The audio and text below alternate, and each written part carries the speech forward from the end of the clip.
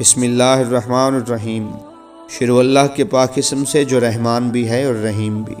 امام علی علیہ السلام مسجد میں تشریف فرما تھے۔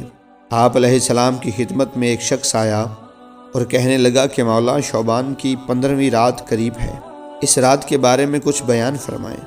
تو آپ علیہ السلام نے فرمایا، اے بندہ خدا، یہ رات بڑی فضیلت والی اور عظیم رات ہے، یہ بیداری کی رات ہے، یہ عبادت کی رات ہے اور گناہوں کی معافی کی رات ہے۔ آپ علیہ السلام نے فرمایا کہ اس رات اللہ فرشتوں کو زمین پر بھیجتا ہے۔ وہ فرشتے حضرت میکائیل علیہ السلام اور حضرت عزرائیل علیہ السلام کی اقتداء میں آتے ہیں اور اللہ کے حکم کے مطابق زمین پر ہر گھر میں جاتے ہیں۔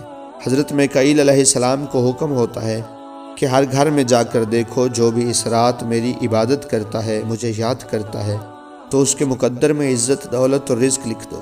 اور حضرت عزرائیل علیہ السلام کو حکم ہوتا ہے کہ تم بھی ہر گھر میں جاؤ، جس جس کی موت قریب ہے، جس جس کی زندگی کم ہے، اگر وہ آج رات گناہوں کی معافی طلب کرے اور میری عبادت کرے اور میرے حبیب حضرت محمد صلی اللہ علیہ وآلہ وسلم پر کثرت سے درود پڑھے، تو اس انسان کی زندگی بڑھا دی جائے اور اس کے گناہ معاف کر دیے جائیں اور اس کی دعائیں قبول کی جائیں۔